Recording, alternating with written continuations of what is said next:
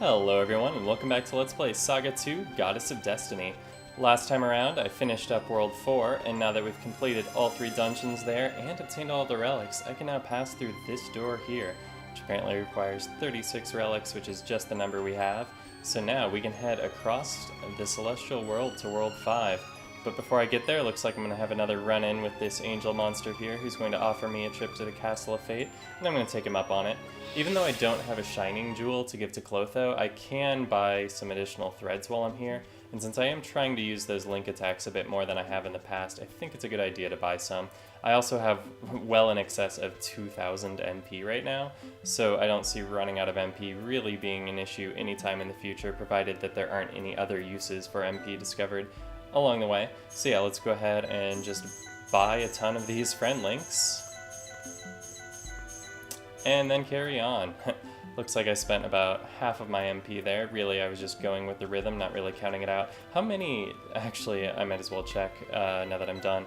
How many do I have? Okay, I have 58 uses of the Thread of Fate that governs friendship, which should be all I need for quite some time. So no need to relent from pressing the X button whenever the opportunity presents itself for at least the next 58 opportunities. Should be doing a little bit better in battle now as a result of that, but I think we're doing, all in all, not terribly badly. But we'll see how powerful the monsters are here in World 5. Things might be a little bit more challenging as we go, but that's what I said about World 4, and I didn't have any major problems there. So we'll see what awaits us. Now, World 5 here, if I remember correctly, in the original game, did not have a world map area, but that's changed for the DS remake here. In the original, this entire world was just one town. You would exit the Sky Pillar and you would immediately be in town, but that's not the case here. We have poison worms and what were those? Bee-womans. Okay, so let's go ahead and try out Elodie's Poison Fog, which is her new primary attack, targeting all of the enemies. And we'll put Zenith on the Poison Worms, and we'll put Natsmer and Virtue on the Bee-womans, who I imagine are a little bit more powerful. Now, I did rest up at an inn previously. I did not do that at the end of the last episode, but I did before leaving World 4. So we're all up at full here, and hopefully that'll give me everything I need to survive this encounter, being at full HP. Seems like they haven't done a whole lot of damage here, though we do have some poison to contest with. Luckily though, that does not mean that the enemies are resistant to the Poison Fog attack, so I can safely use that, even against these poisonous enemies. Poison right in the name with the Poison Worm, so you would think that that might not be the most effective route to victory, but I seem to be doing okay.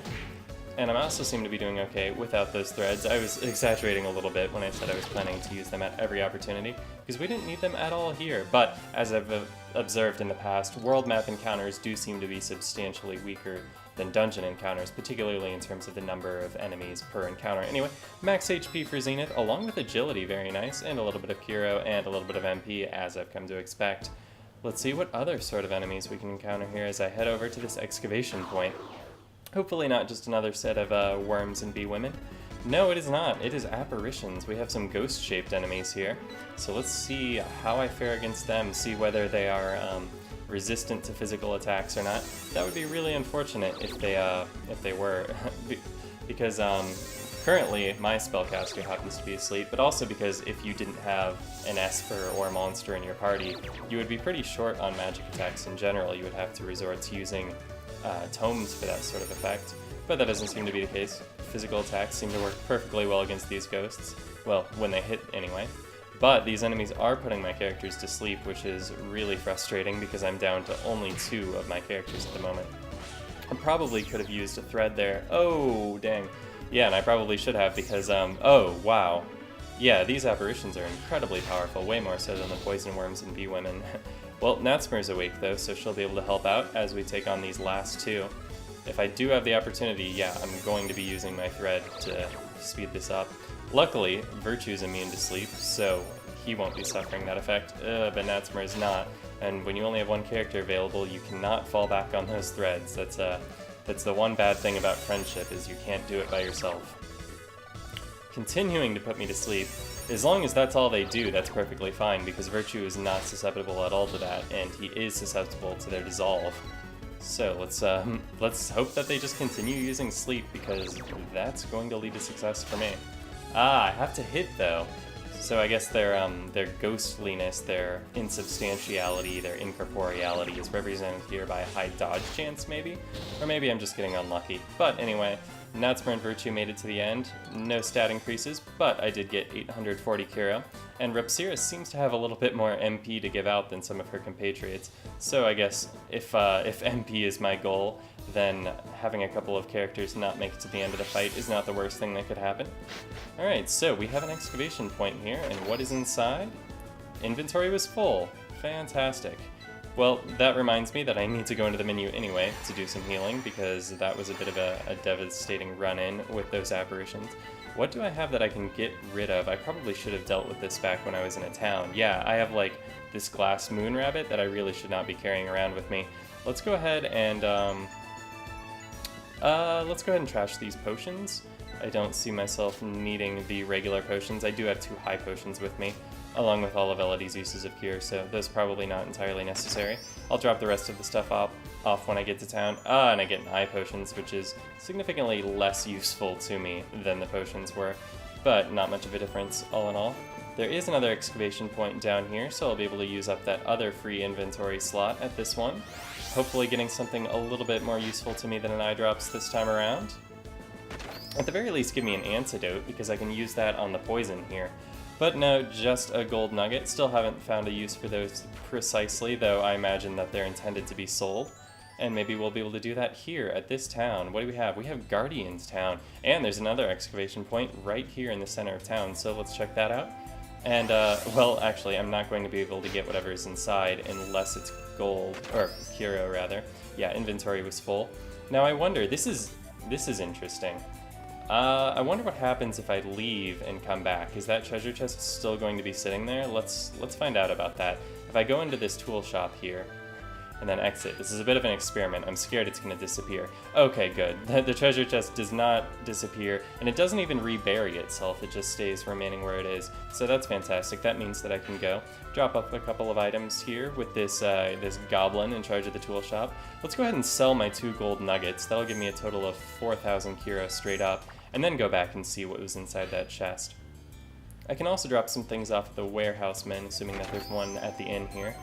I have an Yggdrasil leaf. I wonder what that could possibly be. It sounds like the name of a healing item, but it's not one I've encountered yet so far. No, it's not actually. A leaf from the World Tree. It can be used as an ingredient for miracle cures. Okay, so it seems like I can eventually extract a healing item from it, but it's not able to do anything all on its own. So yeah, as I was saying, let's head over here to the inn, do a little bit of resting, and do a little bit of dropping off with the warehouseman. Fortunately for me, the warehouseman is a lot better at holding on to items than I am. I am not even coming close to running out of inventory space with him, so I'll be able to store things there far into the future. I did line up a few items here that I can go ahead and sell to get a little bit of extra Kuro before I go ahead and see what's available at the shop here. Brings me up to 36,000 or so. And let's see what's available at this tool shop. We have Hermes sandals, which is an item that we already have one of. This is a boot item that, in addition to increasing defense, increases agility. We also have mithril armor and a staff of healing. Okay. Ooh, and the staff of healing apparently targets all allies, which is an effect that I've wanted access to for a long time but haven't exactly had. This is really expensive though, and it's hard to find slots for this sort of thing on Elodie. This being a tome item, it relies on the spirit stat of the user, unlike a potion, so giving this to anyone other than Elodie would not be very effective. So, something to keep in mind. Actually, let's go ahead and see, with Elodie's current setup, what I would do about that, because that is an item that I'm very interested in having, but lowering her defense seems like a dangerous ordeal. So, maybe not something I rush into just yet, just something to keep in mind in the future that it's available to me. I am going to go ahead and buy, I guess, 2 mithril armors, just to save my money.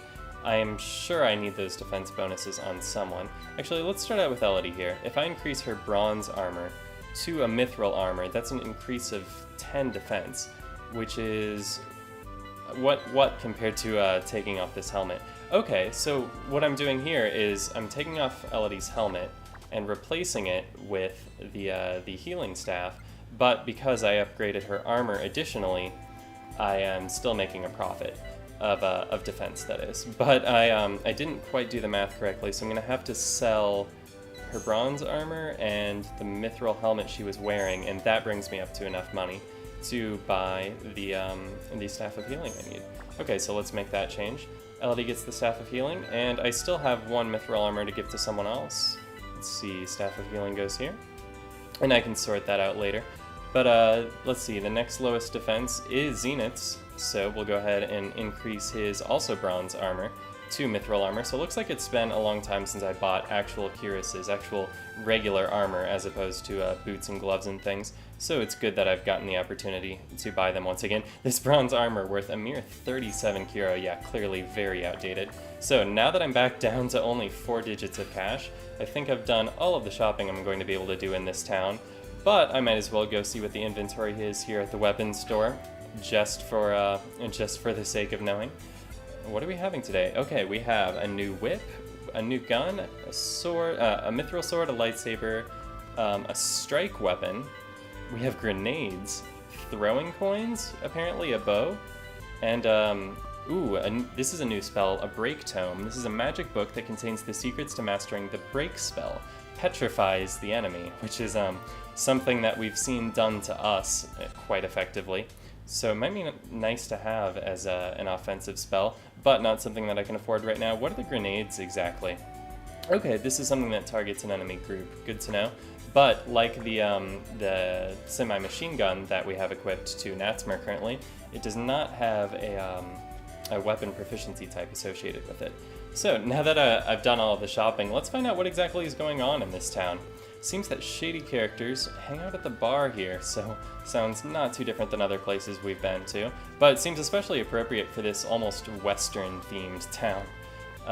What does this guy have to say? People appear and disappear suddenly in this town. Every time that happens, I can hear the Heroes theme streaming out from the bar. Okay. Appears there's a song called the Heroes theme, popular with kidnappers here. Okay, it seems that wait, what did she say? The Guardian secret base is in this town for sure. The Guardians. So we had a brief run-in with the Guardians way back on World 1, where they were this sort of paramilitary organization that was apparently trying to keep relics out of Ashura's hands and not doing a terribly good job at it. But we haven't seen anything of those Guardians since then. But it appears that their home base is apparently in this town. Do you guys know the Guardians? Not particularly well, no. I know of them. I am familiar with their work. Let's see, it looks like there's a golem hiding over here. This is by far the largest pub that we have been in yet. This is a very plain town with nothing to see. Nothing at all to see around here, really. This golem is not convincing me that there's nothing to see around here. I mean, just look at him. Like, the golem himself should be an attraction of this town. And what else do we have around here? We have a flower. They say that if you obtain relics, you'll become a god. What a lie. I don't think you could become a god that easily. I mean, he's got a point. I've got 36 relics, which has got to be more than any single other individual in the universe has, and I'm not a god yet. Do you think there have been a lot of earthquakes lately? Whoa, okay. Yeah, I do think there have been a lot of earthquakes lately.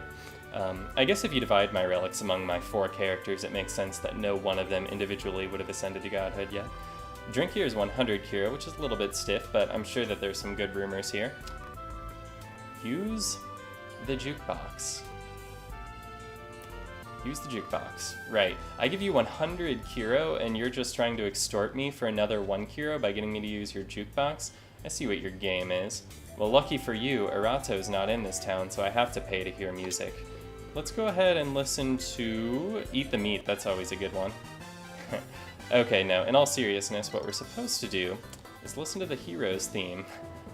Yeah, so I could easily see someone being a little bit confused as to how to progress at this point. It was probably even less clear in the original. Well, okay, you can't get any more obvious than what the bartender actually says, but if you somehow overlooked what the bartender said, I could imagine not knowing what to do in this point. But yeah, you talk to the guy outside, he mentions the Heroes theme, you come in here, the bartender tells you to play the jukebox, put 2 and 2 together, and this is what happens. Apparently, the Guardian's secret base is hidden using the jukebox, but by playing the right song, we've discovered their base. But there's no way they'll let us go, having known their secret. So I'm going to be abducted here, spirited away to a Guardian prison underneath their town. Yeah, Guardian's basement 1 floor. Not particularly friendly accommodations here, just a pale blue light. We do have a lot of barrels to keep us company here in this cell. Makes me wonder if this is sort of like a makeshift cell, like this is just like a storage space that they converted to a prison cell, or more likely a prison cell that they converted into a storage space given that it has the bars. Alright, well, let's go ahead and talk to the guard here. Let us know what we need to do to get out of here. It's so noisy, be quiet. Oh, hey, our father's here to bail us out. That's mighty convenient. We just saw him on World 4. He must have come straight here from there. That's the Colonel. The Colonel, huh? It seems that our father has a lot of different identities.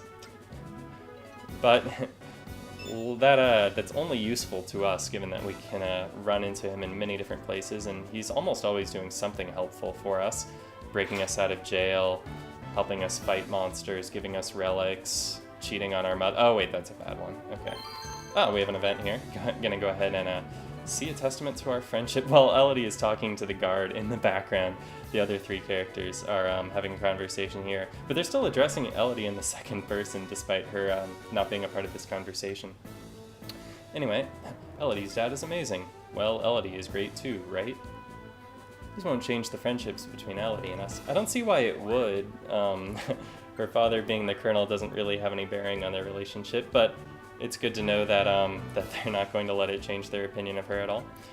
So, having been broken out of jail, or bailed out rather, by the Colonel, our father, we're now free to explore the rest of the Guardian's base, but that'll wait for next time. I think I'm done for now. Thanks a lot for watching, and I will see you next time.